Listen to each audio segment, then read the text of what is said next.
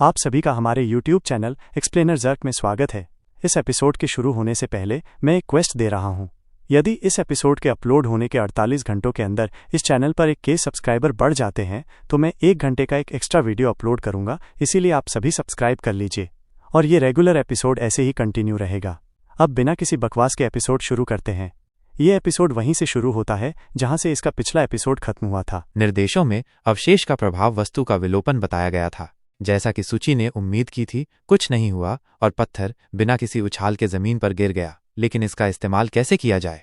सूची ने हार नहीं मानी और ये पता लगाने की कोशिश करता रहा कि ये अजीब तलवार कैसे काम करती है और इसकी मुख्य शक्ति क्या है। 10 मिनट और कई प्रयासों के बाद उसे इस तलवार का उपयोग करने का एक निश्चित अंदाजा हो गया। उसने महसूस किया कि इस तलवार की मदद से वो जड़त्व से पूरी तरह छुटकारा पा सकता है और किसी भी भारी वस्तु को रोक सकता है, और वस्तु जितनी भारी होगी प्रभाव उतना ही मजबूत होगा। सूची पहले से ही इसे आत्माओं के खिलाफ लड़ाई में आजमाना चाहता था कि ऐसे मामले में ये कैसा व्यवहार करेगी। किसी प्रकार की आत्मा को खोजना और इस तलवार की क्रिया को आजमाना आवश्यक था, लेकिन वह उनसे सीधे सामना नहीं करना चाहता था। सूची उन्हीं जादुई मेहराबों से घर लौट रहा था और उनमें से एक पर एक छोटी आत्मा लटक रही थी जिस पर सूची ने ध्यान भी नहीं दिया था, इसलिए उसे उस पर इस तलवार का प्रभाव आजमाने में कोई आपत्ति नहीं थी। वो मुड़ा और जितनी जोर से हो सकता था वार किया। वार काफी मजबूत था, लेकिन निश्चित रूप से सूची केवल एक साधारण वार से दूर नहीं हुआ। उसने इस तलवार के कौशल का उपयोग किया, अर्थात शारीरिक विभाजन और जड़त्व से छुटकारा। प्रभाव सूची की उम्मीद से भी बेहतर था। राक्षस पूरी तरह से हिलना बंद हो गया। ये तलवार पूरी शक्ति से काम कर रही है, लेकिन ये प्रभाव कब तक रह सकता है? सूची एक मेहराब के पीछे गया और सोचा कि उसके पास एक और चीज थी जो उसे आपातकालीन स्थितियों में राक्षसों से बचने में मदद करेगी। अब बस ये पता लगाना बाकी है कि ये प्रभाव कितने समय तक काम कर सकता है। उसने अपना फोन निकाला और समय देखा।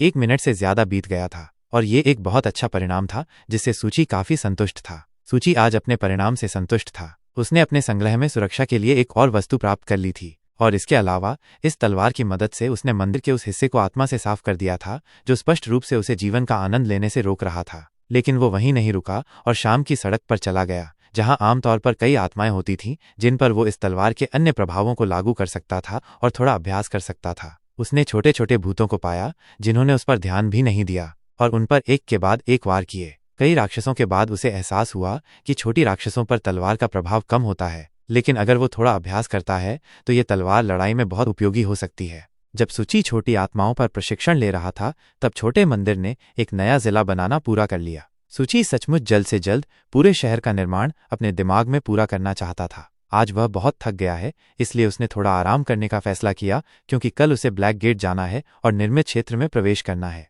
अगले दिन वो पहले से ही उन गगनचुंबी इमारतों के बीच था जो उस ब्लैक गेट जैसी नहीं दिख रही थीं, जिसका जिक्र उस नोट में था जो अजीब आदमी ने उसे नीलामी में दिया था। वो सही पते पर आया और वहां एक बहुत बड़ा शॉपिंग सेंटर था। यह अपेक्षित मुलाकात की जगह नहीं थी। सूची ने इस खूबसूरत इमारत का बुधवार को दौरा किया था और ये अंदर से भी उतनी ही खूबसूरत लग रही थी जितनी बाहर से। यह आश्चर्यजनक नहीं है। संग्राहक अमीर लोग होते हैं। वो 9वीं मंजिल पर जाने के लिए लिफ्ट में बटन दबाने ही वाला था कि लिफ्ट के दरवाजे बंद होना बंद हो गए। लिफ्ट के दरवाजों के बीच के गैप से एक हाथ गुजरा जिसने लिफ्ट को रोक दिया, ऊपर देखने के लिए कि लिफ्ट में कौन प्रवेश कर रहा है। सूची ने एक सूट पहने हुए आदमी को देखा जो एक लड़की को व्हीलचेयर में अपने सामने ले जा रहा था। सूची ने एक शब्द भी नहीं कहा, केवल अपने मन में वो नहीं समझ पाया कि ये दोनों कहाँ से आए और वे एक शब्द भी नहीं कहते और उसे खाने की कोशिश भी नहीं करते। ये राक्षसों जैसा नहीं है। किसी भी स्थिति में लिफ्ट सूची के लिए पहले से ही सही मंजिल पर थी और वह उतर गया। उसने अपने सामने केवल एक दरवाजा देखा, संभवतः उसे यहीं जाना था, इसलिए वो बिना किसी हिचकिचाहट के उसमें घुस गया।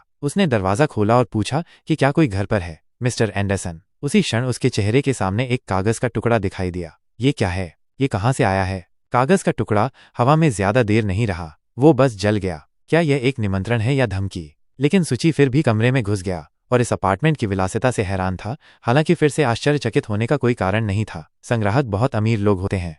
जब वो कमरे में चारों ओर देख रहा था तो उसे एक परिचित आवाज ने बुलाया। यह एक अज्ञात व्यक्ति था जो अपने हाथों में एक किताब लिए खड़ा था और बहुत खुश लग रहा था कि सूची उससे मिलने आया था। लेकिन यह आदमी कौन है? सूची बस नमस्ते कहने ही वाला था कि उसके पीछे से एक आवाज आई और जब वो मुड़ा तो उसने लिफ्ट से उस अजीब आदमी को अपनी उतनी ही अजीब गर्लफ्रेंड के साथ व्हीलचेयर में देखा। मेहमान एक दूसरे से ज्यादा खुश नहीं थे, इसलिए अपार्टमेंट के मालिक ने तुरंत बातचीत शुरू की और ये बताना शुरू किया कि उसने सभी को यहाँ क्यों इकट्ठा किया था। किताब वाले आदमी ने बताया कि एक काले कोट में एक व्यक्ति था जो गाड़ी पर लड़की की सुरक्षा के लिए जिम्मेदार था और लड़की खुद एलिस की सलाहकार थी और फिर उसने सूची को उनसे एक नए व्यक्ति के रूप में मिलवाया जिसे उसने अभी अभी आमंत्रित किया था। इस आदमी ने नमस्ते कहने के लिए अपनी टोपी उतारी और वो एक साधारण व्यक्ति जैसा नहीं लग रहा था। तो वो कौन या क्या है? मिस्टर स्ट्रेंजर ने लड़की के बारे में बताया। उसे भी एलिस कहा जाता था। वो ब्लैकगेट के निदेशकों में से एक थी और उसका स्वभाव यथासंभव मानवीय के करीब था। वो खुद समुद्र की गहराइयों से थी।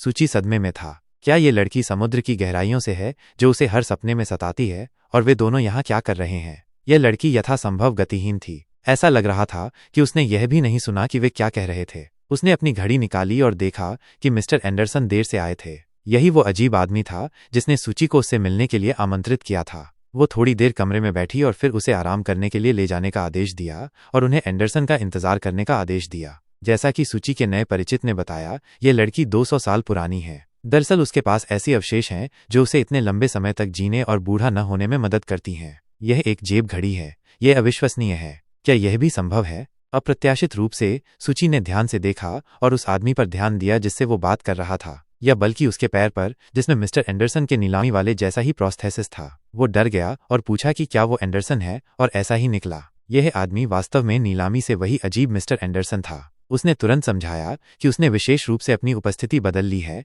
इसलिए यह बहुत सुरक्षित है। सूची अपने नए दोस्तों की क्षमताओं से प्रभावित था, खासकर मिस्टर एंडरसन की, और वो हर चीज के बारे में और पूछना चाहता था। लेकिन एंडरसन ने उसे रोक दिया और उससे पहले बक्से को हिलाने में मदद करने के लिए कहा, और फिर वो सूची के सभी सवालों के जवाब देगा। एंडरसन ने उन्हें लॉस एंजल्स में अपनी शाखा के बारे में बताना शुरू किया, जिसे बंद करना पड़ा क्योंकि पिछले साल फॉर्च्यून आइलैंड पर एक दुर्घटना हुई थी। उसके लोगों ने विकिरण के शासक को डुबोने की कोशिश की और उसके बाद उनमें से कोई भी अब तक वापस नहीं आया। वे अपनी गतिविधियों के लिए एक इमारत भी फिर से नहीं बना सके, लेकिन अब एक मौका है, इसलिए उन्हें चीज़ों को अलग करना और तैयार होना होगा। सूची ने सोचा कि ब्लैक गेट क्लब एक ऐसे घेरे जैसा था जहां जादुई क्षमताओं वाले लोग इकट्ठा होते हैं और कुछ समस्याओं पर चर्चा करते हैं, लेकिन अब वो ऐसा नहीं सोचता। इसलिए उसने एंडरसन से पूछा। उसने एक स्पष्ट जवाब दिया कि उनका कार्य दुनियाओं के बीच संतुलन बनाए रखना और उसे विभाजित होने से रोकना है। सूची ऐसे जवाब से हैरान था। अगर वे विश्व व्यवस्था का समर्थन करते हैं तो ये जगह जहां वे अभी हैं सुरक्षित होनी चाहिए, लेकिन एंडरसन ने उसे परेशान किया। अलौकिक शक्तियों से जुड़ा व्यक्ति सुरक्षित नहीं हो सकता, इसीलिए ब्लैक गेट्स इसके लिए बनाए गए थे। जैसे ही वे एक समस्या सुलझाते हैं, दूसरी उत्पन्न होती है और सब कुछ फिर से शुरू हो जाता है। जब वे बात कर रहे थे, चीजें अनजाने में व्यवस्थित हो गईं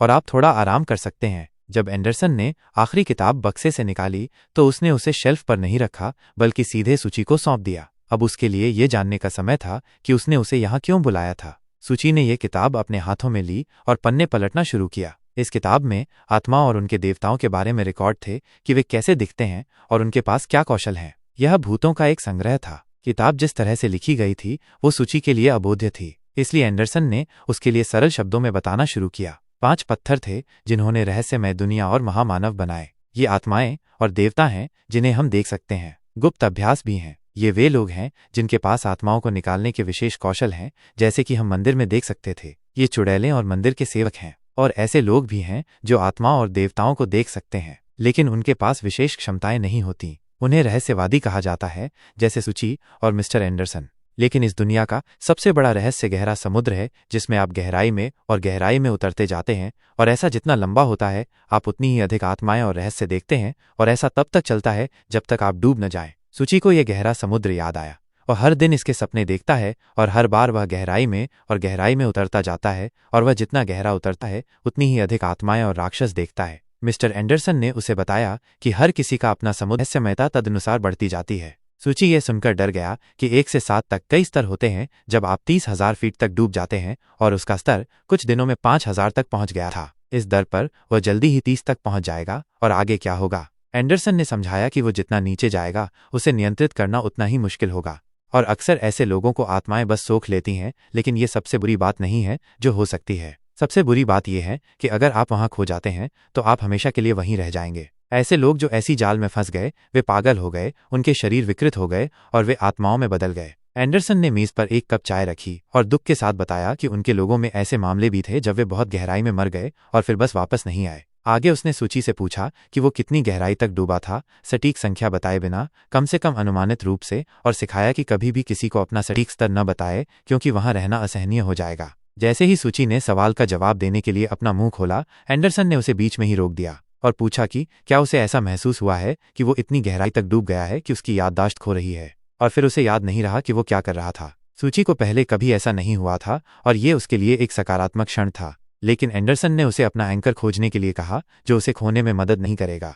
सूची को समझ नहीं आया एंडरसन जिस एंकर की बात कर रहा था। सूची को समझ नहीं आया, लेकिन एंडरसन ने अपना हाथ खोला जिसमें एक लाल पत्थर था, जिसकी मदद से वो सूची को समझाएगा कि एंकर क्या होता है। सूची को उम्मीद नहीं थी कि एंडरसन उसे व्यावहारिक रूप से समझाएगा और उसे पानी के अंदर गोता लगाना होगा, लेकिन ऐसा लगता है कि वह उसका महासागर नहीं था, इसलिए वह हिल भी नहीं पाया। सूची ने चारों ओर देखा और मिस्टर एंडरसन और सूची लंबे समय तक ये नहीं समझ पाया कि ये आत्मा उस पर हमला क्यों नहीं कर रही थी और वो इतनी शांत क्यों थी। लेकिन उसके विचारों को मिस्टर एंडरसन ने बाधित किया, जिसने उसे समझाया कि ये उसका एंकर है जिसकी मदद से वो इस गहरे महासागर में नहीं खोएगा। एंकर रहस्यमय दुनिया और वास्तविक दुनिया के बीच संबंध को नियंत्रित करता है और इसे बहुत गहराई तक डूबने से रोकता है। एक व्यक्ति और एक एंकर के बीच का संबंध कृतज्ञता और विश्वास पर आधारित होता है। ये एक बहुत ही कठिन संबंध तंत्र है जिसमें सूची को महारत हासिल कर बहुत पहले इस दुनिया से गायब हो गए थे, इसलिए अभी भी उनमें से एक में शामिल होना संभव है। एक आत्मा और वास्तविक दुनिया के देवताओं की मदद से आप एक अवशेष की मदद से भी ऐसा कर सकते हैं, मुड़कर एंकर पर कब्जा कर सकते हैं।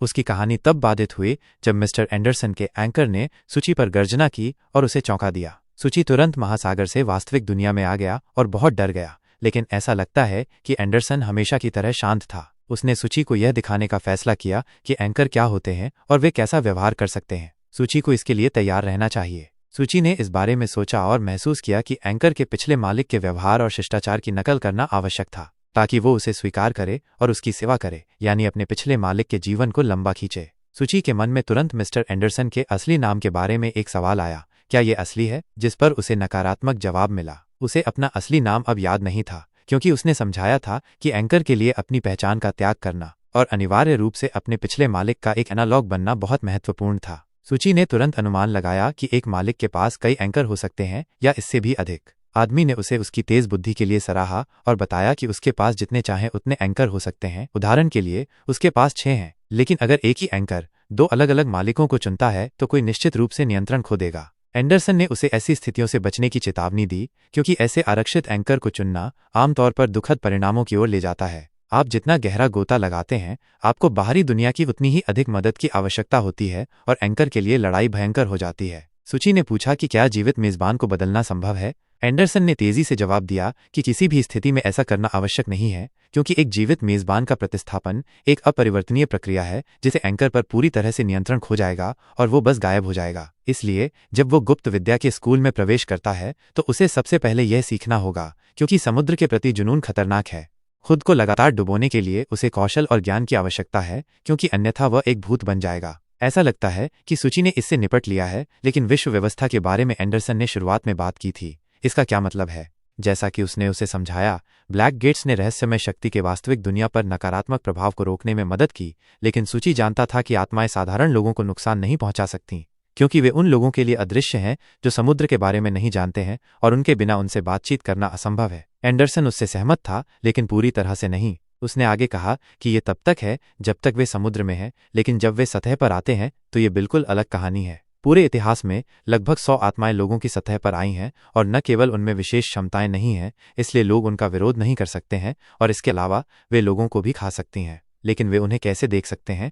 जैसा कि पता चला, सुपर बींग्स के पास भी मार्गदर्शक और एक प्रकार के एंकर होते हैं और ये उनका आत्मविश्वास और विश्वास है जो उन्हें वास्तविक दुनिया से मजबूती से जोड़ सकता है। एंडरसन ने उन अंतिम अनुष्ठानों के बारे में भी बात की जो आत्माओं को विश्वास की मदद से इस दुनिया में और भी आसानी से शामिल होने में मदद करते हैं। इसलिए मानवता के लिए अभी भी प्राकृतिक खतरे हैं, जैसे कि परलोक में विश्वास, जो आत्माओं के लिए अतिरिक्त एंकर बनाने में मदद करता है। सुपर बींग्स इन एंकरों का उपयोग सतह तक पहुंचने के लिए करेंगे और समुद्र में भूत जितना गहरा होगा, मानवता के लिए वो उतना ही खतरनाक होगा। सूची ने देखा कि क्लब का मुख्य कार्य उन भूतों को कम करना है जो सतह पर आ गए हैं और एक खतरा है। आदमी उससे सहमत था, लेकिन उसने आगे कहा कि उन्हें ऐसे ही नष्ट नहीं किया जा सकता है। उसके अनुसार दुनिया में केवल 2 तरीके हैं। पहला तरीका आत्मा को भविष्य में बदलना है, जैसा कि सूची ने नक्शों और गीतों की आत्मा के साथ किया था, या एक दूसरा तरीका है जो आत्मा को वापस समुद्र में भेजना है, लेकिन इस मामले में कोई गारंटी नहीं देता कि वो वापस नहीं आएगी और फिर सब कुछ फिर से दोहराना होगा। आदमी ने अपनी कहानी नहीं रोकी और सूची को दूसरे तरीके से परिचित कराना शुरू किया, जिसमें आत्माओं में विश्वास को नष्ट करना और लोगों को उन्हें बुलाना और उन पर विश्वास करना बंद करने के लिए सब कुछ करना शामिल था। निश्चित रूप से ऐसी प्रक्रिया के लिए विशेष अनुष्ठान यहाँ नहीं किए जा सकते हैं। जैसा कि आदमी को यकीन था, उसे एक ज्ञान के पत्थर की आवश्यकता थी जिसका उसने आज पहले ही उपयोग किया था। यह पत्थर थोड़े समय के लिए पानी के नीचे डूबने में मदद करता है और इसकी मदद से आत्मा को वापस समुद्र में भेजता है। यहाँ आदमी ने अप्रत्याशित रूप से बात करना समाप्त कर दिया और उठकर दीवार की ओर चला गया, जैसे कि वो सूची को कुछ दिखाना चाहता था। उसने मोमबत्ती धारक को अपने हाथ से पकड़ा और उसे अपनी ओर खींचा, जिससे एक जोरदार आवाज हुई। यह आवाज अलमारी के खिसकने के कारण हुई थी, जिससे एक गुप्त मार्ग दूसरे कमरे में खुल गया। जब सूची इस कमरे में घुसा तो उसने मेज पर पड़ी हुई सफेद हथियारों का ढेर देखा, जिसके अंदर एक लाल बत्ती थी। यह लाल बत्ती जिसे उसने देखा वह एक ज्ञान का पत्थर था, जिसकी संख्या आश्चर्यजनक थी। क्या ये सभी हथियार सतह पर आई आत्माओं को नष्ट करने के लिए थे? सूची इतने बड़े हथियारों की संख्या से अवाक रह गया, जो चाकू से लेकर बाजूका तक नहीं थे। इसलिए आदमी ने आगे कहा कि ये उनके हथियारों का गोदाम था जो पिछली शाखा से बचा था। ये सब बचा हुआ था। सूची केवल कल्पना कर सकता था कि उनके पास कितने हथियार थे। क्या वो ठीक हो गया और उसने एक और कम महत्वपूर्ण सवाल नहीं पूछा, जिसने उसे सबसे ज्यादा दिलचस्पी दी? उसे क्यों चुना गया? अप्रत्याशित रूप से आदमी ने सूची पर बंदूक तानी और उससे खुद सोचने के लिए कहा कि उसने उस पर बंदूक क्यों तानी। क्या ये वास्तव में आवश्यक है? उसने बंदूक नीचे की और समझाना शुरू किया कि एक बार उसका डर बहुत मजबूत था और वो ये सब सहन न करने के लिए मरना चाहता था। लेकिन एक व्यक्ति था जिसने उसकी मदद की और सूची उसके बहुत समान है। वो भी राक्षसों के साथ लगातार संपर्क में रहता है और इसलिए ऐसे व्यक्ति की मदद करने की उसकी बारी थी, जैसा कि वो खुद एक बार था। सूची वहां भ्रमित खड़ा था और अपना हाथ हथियार पर रखे हुए था और ऐसा लग रहा था कि वो उसे अपने हाथों में लेने का क्षण का इंतजार कर रहा था। उसने मिस्टर एंडरसन को बाधित किया और उसने जो आगे बताया उसे नहीं सुना। उसने एक बाजूका और एक मशीन गन उठाई और कहा कि वो अभी उनके क्लब में शामिल होने के लिए तैयार है। वे गुप्त कमरे से बाहर निकले जहां हथियार पड़े थे और सूची ने आदमी से उसे अपने क्लब में ले जाने की भीख मांगी। वो आत्माओं के खिलाफ लड़ाई में भी मदद करना चाहता है। आदमी ने उसे बताया कि वो इतनी जल्दी क्लब में शामिल नहीं हो सकता है। इसके लिए कुछ ज्ञान और कौशल की आवश्यकता होती है, इसलिए उसने उसे कुछ किताबें दीं जो इसमें उसकी मदद करेंगी। सूची ने इस बात के महत्व को समझा कि उसे इस क्लब में शामिल होना चाहिए, ये देखते हुए कि वो कितना गहरा है।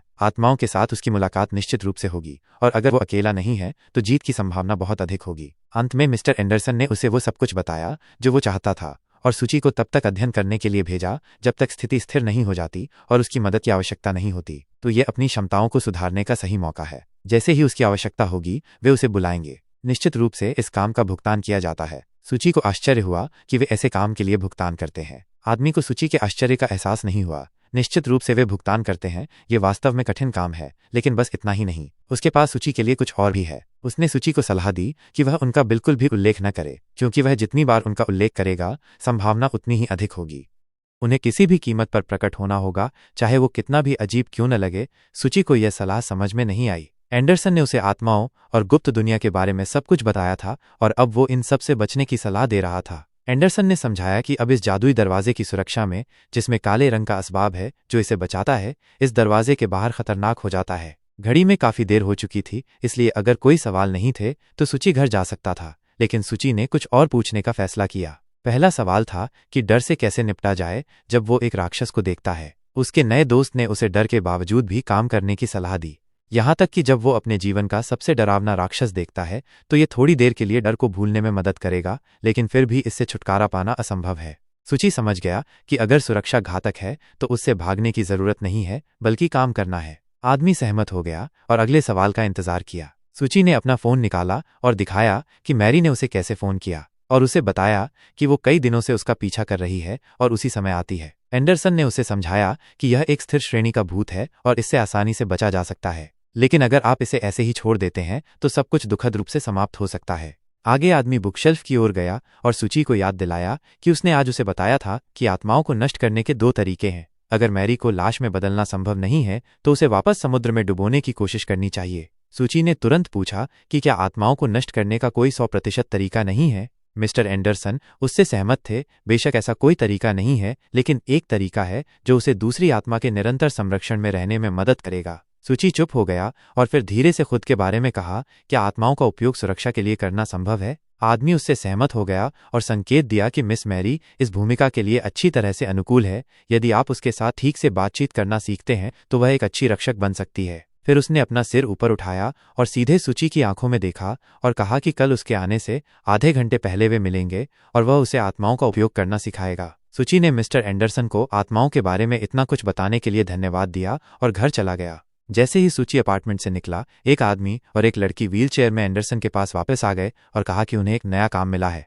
एंडरसन को दिलचस्पी हुई और उसने पूछा कि ये किस तरह का काम है। यह आदेश मुख्यालय से गू पक्षी के बारे में था। लोगों का यह समूह बच्चों का अपहरण करता है और मानवता को घबराने के लिए आत्माओं के बारे में किंवदंतियां गढ़ता है और निषिद्ध अनुष्ठान भी करता है। इससे पहले फिगिन मंदिर और जेड मंदिर ने जापान से अपने छात्रों को भेजा था, लेकिन उनमें से कोई भी सफल नहीं हुआ। 2 नहीं मिले और अन्य गंभीर रूप से घायल हो गए। मिस्टर एंडरसन समझ गए कि भक्त अपने अनुष्ठानों से स्थिति को और खराब कर रहे थे, राक्षसों को सतह पर आने में मदद कर रहे थे। लड़की ने यह भी कहा कि थोड़ा और हमिंग बर्ड अपने सभी नकली के साथ खाई में गिर जाएगा। आदमी इस व्यवसाय से निपटने के लिए सहमत हो गया। उनकी स्थिति में ब्लैक गेट्स प्राचीन डार्क गॉड के आगमन का सामना नहीं कर सकते। जैसा कि लड़की का मानना था, स्थिति तत्काल थी, उनसे 1 सप्ताह के भीतर निपटना आवश्यक था। इसलिए उसने इस मामले पर सूची, उनके क्लब के एक भविष्य के सदस्य को लेने की पेशकश की।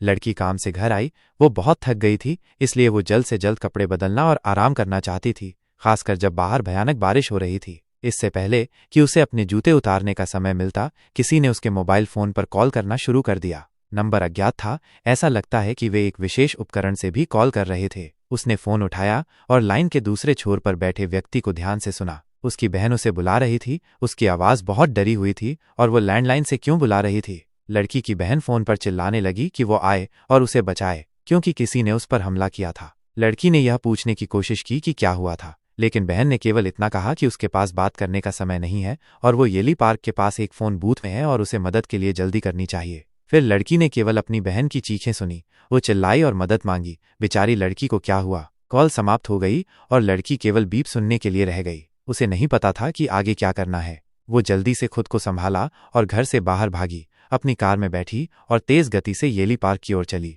जब वो येली पार्क पहुंची तो बाहर बहुत तेज बारिश हो रही थी, जिससे देखना बहुत मुश्किल हो रहा था, इसलिए उसे तुरंत फोन बूथ नहीं मिला। आखिरकार वह सफल हुई। उसे एक बूथ मिला और वह पहले ही उसकी ओर बढ़ रही थी। जब वो बूथ की ओर भागी तो उसने अपनी बहन को फोन करने की कोशिश की, लेकिन सब असफल रहा। लड़की टेलीफोन बूथ के पास खड़ी थी और अपनी बहन को बुला रही थी, लेकिन वो कहीं नहीं मिली। वह कहाँ गायब हो सकती थी। आगे उसने एक लैंडलाइन फोन देखा जिससे उसकी बहन शायद बुला रही थी, लेकिन अब वो फोन नहीं उठा रही है। यह बहुत अजीब था, इसलिए उसने तुरंत पुलिस को बुलाने का फैसला किया, लेकिन उसका फोन बंद हो गया, जैसे कि जानबूझकर, हालांकि वो अभी 100% चार्ज था। ये सब क्या हो रहा है। जब वो अपने फोन को पुनर्जीवित करने की कोशिश कर रही थी तो उसने फोन बॉक्स में फोन बजने की आवाज सुनी। ये कैसे संभव है। उसने फोन उठाया और अपनी बहन की आवाज सुनी, जिसने उससे माफी मांगी और कहा कि उसे नहीं पता था कि ऐसा होगा। फिर उसने उससे मदद के लिए बुलाने के लिए कहा, अगर ऐसा करने में देर नहीं हुई है। लड़की पहले ही सोच चुकी थी कि ये उसकी बहन के बेवकूफ़ी भरे मजाक हैं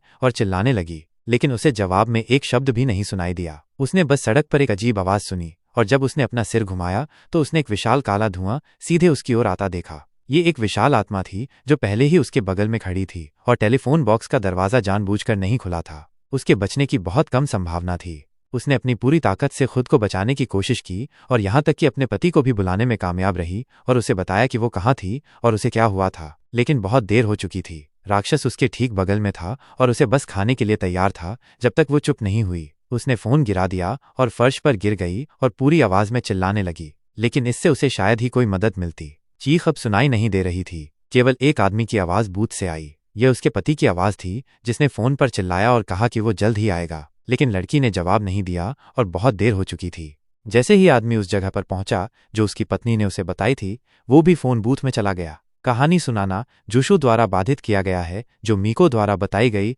डरावनी कहानियों को सुनकर थक गया है और वो उन्हें कहाँ से पाती है। उसने कहा कि ये उन कहानियों में से एक है जो हाल ही में सार्वजनिक रूप से इंटरनेट पर सिर कलम करने के चक्र के बारे में प्रकाशित हुई थी। यह कहानी बहुत लोकप्रिय है और इसे वास्तविक घटनाओं पर बताया जाता है। सूची को उत्सुकता हुई कि वे इस सार्वजनिक में क्या बात कर रहे थे। मीको ने उसे बताया कि ये विभिन्न प्रकार की डरावनी कहानियों के बारे में एक सार्वजनिक है जहां प्रत्येक कहानी के लिए वास्तविक लोगों को लिया जाता है। जुशु को समझ नहीं आया कि इन कहानियों में इतना दिलचस्प क्या था, लेकिन फिर मीको ने कहा कि सूची भी इस समूह को पढ़ता है और उसने अपना मन बदल लिया। सूची ने इन दोनों को देखा और सोचा कि उसका जीवन कैसे इन दोनों की ओर ले गया था। एक लड़कियों का आदी था और दूसरा पैसे का प्रशंसक था।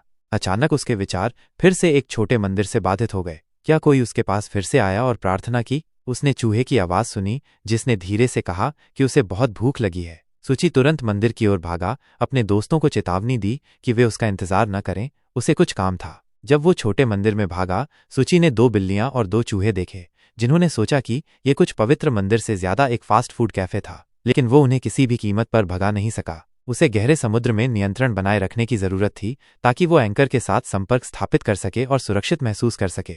इसलिए उसने उन सभी को खिलाया जो छोटे मंदिर के पास थे, खुद में विश्वास को मजबूत करने के लिए। सूची को यह जानने में दिलचस्पी थी कि उसकी शक्तिशाली सीमाएं कैसे प्रकट हुईं।